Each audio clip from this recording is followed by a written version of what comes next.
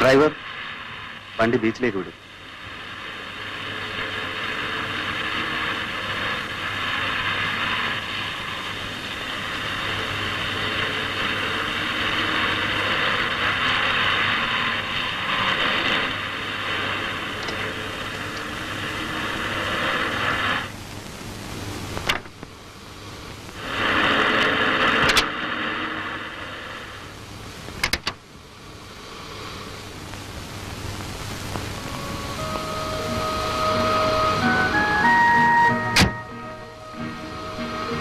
സിന്ധു, എന്നെ ഒന്ന് കടൽ തീരത്തേക്ക് കൊണ്ടുപോകാം.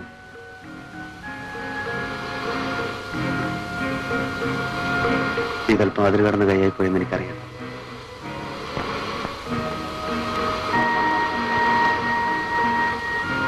ഇതുവരെ കൂട്ടില്ലാതിരുന്നവനാണ് ഞാൻ. ഒറ്റപ്പെട്ടവനെന്നൊരു തോന്നലായിരുന്നു. ഇപ്പോ എനിക്കൊരു കൂട്ടുകാരിയെ കിട്ടി.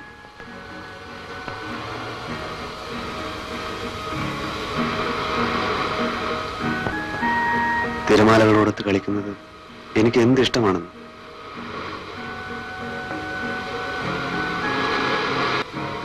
ഇരിക്കൂ.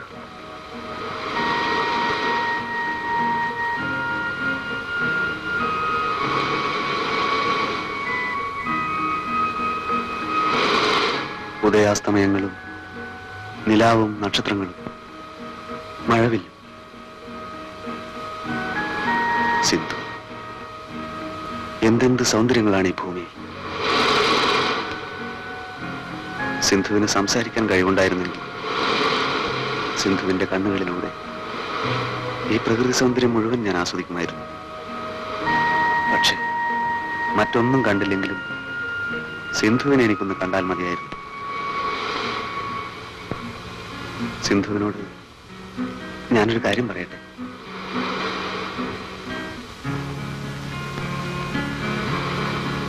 എന്നെ വെറുക്കരുത്. എന്നോടൊന്നും തോന്നുകയും വരുത്. എനിക്ക് സിന്ധുവിന് ഇഷ്ടമാണ്.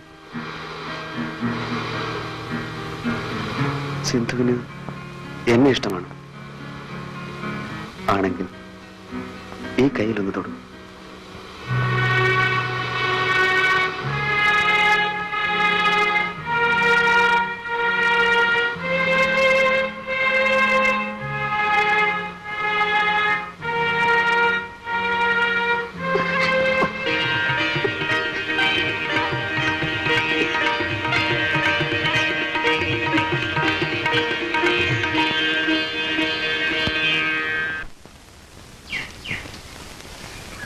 മോനെ, അമ്മ, മോനെ,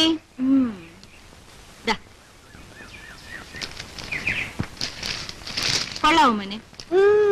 അടുത്ത മാസം ശമ്പളം കിട്ടുമ്പോ അമ്മ മോനൊരു നല്ല സമ്മാനം വാങ്ങിച്ചു തരും കേട്ടോ. എനിക്കറിയാമല്ലോ. എന്നാണത്? എന്താ? എനിക്ക് അമ്മ നിനക്ക് ഒരു അനിയത്തി തരാമോ? വസന്തനും സുരേഷിനും ജോണിക്കും ഒക്കെ അനിയത്തിമാരുണ്ട്. എനിക്ക് മാത്രമല്ലല്ലോ. അടുത്ത മാസം അമ്മ എനിക്കൊരു അനിയത്തിയെ തരാമോ? ഞാൻ അന്നേ പറഞ്ഞതാ ഇത്തരം പ്രശ്നങ്ങൾ ഉണ്ടാവുമെന്ന്.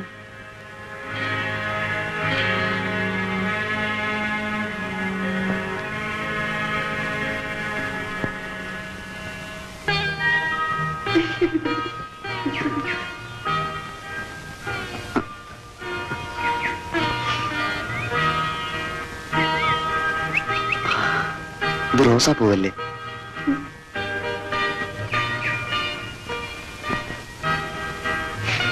ജമന്തിപ്പൂ.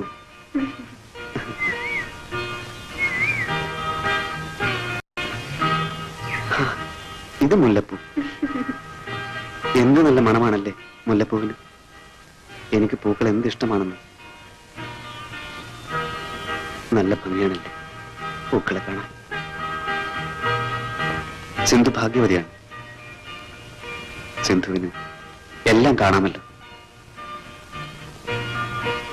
എന്റെ മുമ്പിൽ വെറും ഇരുട്ട് മാത്രം. ആ ഇരുട്ടിനപ്പുറത്തുള്ള എന്റെ സിന്ധുവിനെ ഒന്ന് കാണാൻ ഒരു കണ്ണെങ്കിലും എനിക്കുണ്ടായിരുന്നെങ്കിൽ.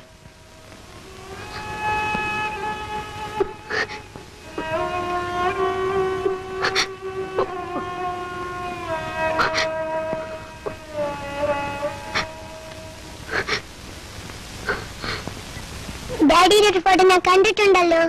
എവിടെ വെച്ച്? ഡാഡിയുടെ ഒരു ഫോട്ടോ അമ്മ എന്നും ഉറങ്ങാൻ നേരത്തെ എടുത്തു നോക്കും. മൈക്ക് പിടിച്ചിരിക്കുന്ന ഫോട്ടോ. ഓ, അത് ഡാഡി ഗാനമേളയ്ക്ക് പാടിയപ്പോ എടുത്ത ഫോട്ടോയാണ്. അന്ന് ഡാഡിക്ക് പാടാൻ കഴിഞ്ഞില്ല, ഭയങ്കര ചുമയായിരുന്നു. ഡാഡി, ഞാൻ ഇവിടെ വന്നത് അമ്മ അറിയാൻ പാടില്ല കേട്ടോ. ഇല്ല മോൻ, ഡാഡി പറയില്ല.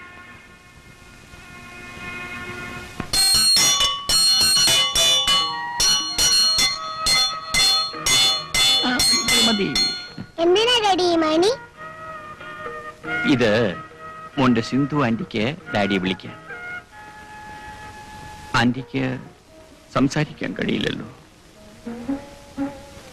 ഡാഡിയെ വിളിക്കാൻ ഇങ്ങനെ അടിക്കോ? ആ, ആന്റി 1 മണി അടിച്ചാൽ പതുക്കെ ചെല്ലണം, 2 മണി അടിച്ചാൽ മോൻ ഓടിച്ചെല്ലണം.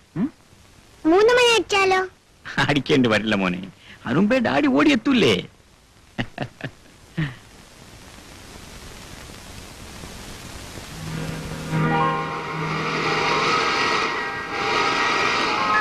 സിന്ധു,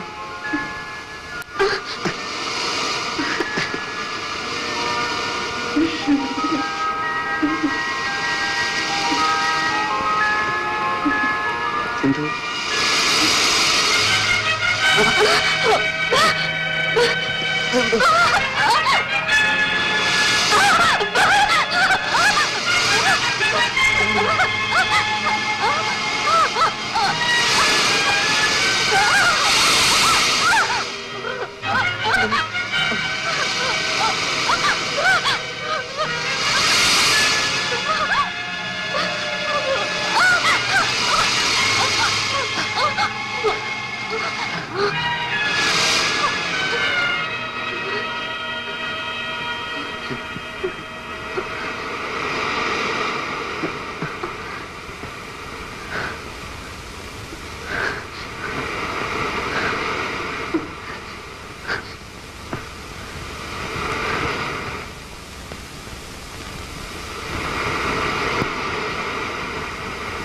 നല്ല ഐശ്വര്യമുള്ള കുട്ടി, നല്ല കുടുംബവും.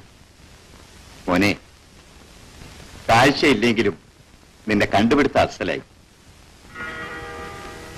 മോളെ, അച്ഛനും മകനുമാണെങ്കിലും ഞങ്ങൾ തമ്മിൽ സുഹൃത്തുക്കളെ പോലെ അല്ല, സുഹൃത്തുക്കൾ തന്നെയാണ്. അല്ലടാ മോനെ? Yes my dear friend. ഓടാ അവിടുന്ന്. അച്ഛാ, സിന്ധു താമസിയാതെ സംസാരിക്കും. സംസാരിച്ചാലും ഇല്ലെങ്കിലും ഇവള് തന്നെയാ എന്റെ മരുമകള്. നിന്റെ ഇഷ്ടങ്ങൾക്കെതിരായി ഈ അച്ഛന് മറ്റൊന്നുമില്ല. ഇന്നീ കാണുന്നതെല്ലാം ഞാൻ സമ്പാദിച്ചു കൂട്ടിയിരിക്കുന്നത് ഇവന് വേണ്ടി മാത്രമാണ് മോളെ. ആ, ഉടനെ തന്നെ രവിയെ കാണാൻ ഞാൻ അങ്ങോട്ട് വരുന്നുണ്ട്.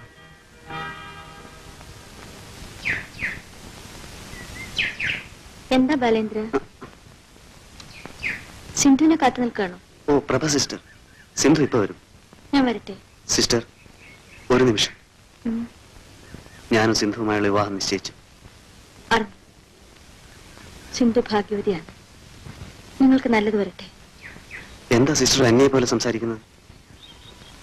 ഞാൻ രവിയേട്ടനുമായി കണ്ടിരുന്നു. പാവൻ രവിയേട്ടൻ. ഏകാന്തത ആ മനുഷ്യനെ തളർത്തുകയാണ്. അതിൽ നിന്നും അദ്ദേഹത്തെ രക്ഷിക്കാൻ സിസ്റ്റർക്ക് മാത്രമേ കഴിയൂ. സത്യം പറയും, സിസ്റ്റർക്ക് അത് അനുഭവപ്പെടുന്നില്ലേ? സിസ്റ്റർ എന്താണ് ഒന്നും മിണ്ടാത്തത്? എല്ലാം എനിക്കറിയാം. നിങ്ങൾ രണ്ടുപേരും ഒന്നിച്ച് ജീവിക്കുന്നത് കാണാൻ ആഗ്രഹിക്കുന്നവനാണ് ഞാൻ. എന്നേക്കാളുപരി സിന്ധു. ഞാൻ വാർഡിലേക്ക് പോകുന്നു. എന്താ പ്രഭേ? അയാൾ ഇങ്ങോട്ട് വരുന്നു. ആര്? ഞാൻ പറഞ്ഞിട്ടില്ലേ, എന്റെ അമ്മാവന്റെ മകൻ. ഓ, നടരാജനോ? അയാൾ എന്തിനാ ഇങ്ങോട്ട് വരുന്നത്?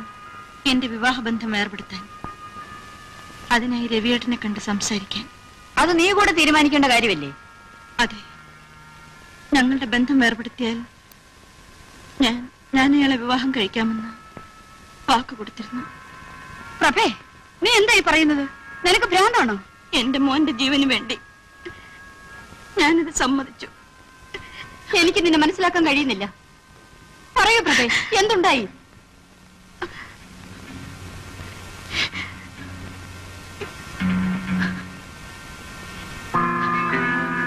അപ്പോ നിന്റെ പാട്ടുകാരൻ ഇപ്പൊ തീരെ വരാറില്ല? ഇല്ല. അവൻ പോട്ടെ, ഇനി നിന്റെ കാര്യം ഞാൻ നോക്കിക്കൊള്ളാം.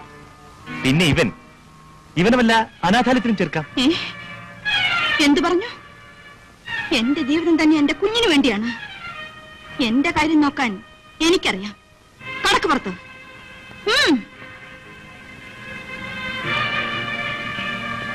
അപ്പോ കുഞ്ഞിനോട് അത്ര സ്നേഹമാണല്ലോ.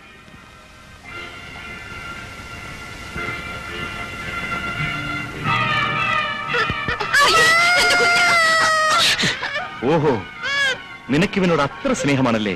ദൈവത്തെ ഓർത്ത് എന്റെ മോനെ ഒന്നും ചെയ്യരുത്. എങ്കിൽ ഞാനുമായുള്ള വിവാഹത്തിന് നീ സമ്മതിക്കണം. അല്ലെങ്കിൽ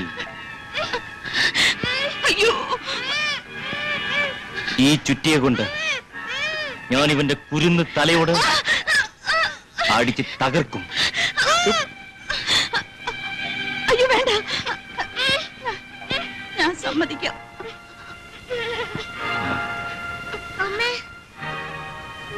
പക്ഷേ എന്റെ കഴുത്തിൽ താലിയിട്ടൊരു മനുഷ്യനുണ്ട്. അത് സാരമില്ല, ഞാൻ ശരിയായിക്കോളാം. വരട്ടെ.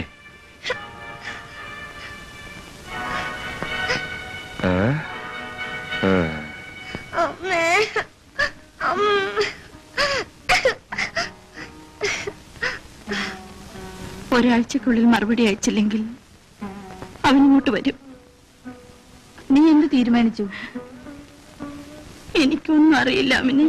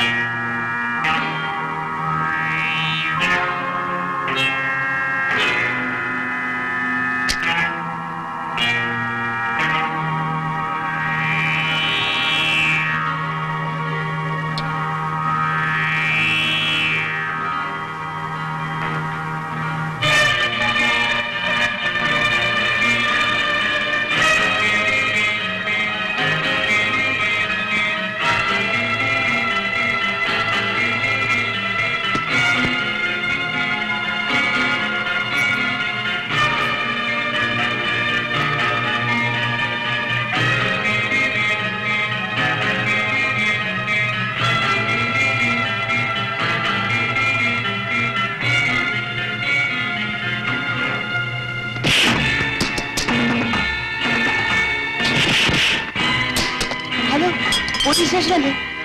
Police station.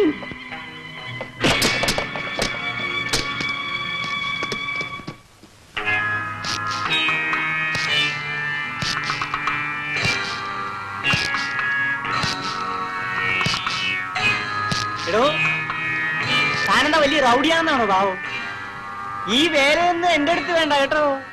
ഇതിന്റെയൊക്കെ പണം തരാ തന്നെ ഞാൻ വിടൂല്ല. എടോ എടോ, സത്യം വിടോ, സത്യം വിടാനാ പറഞ്ഞേ. ഞാൻ പോലീസിന് ഫോൺ ചെയ്തിട്ടുണ്ട്.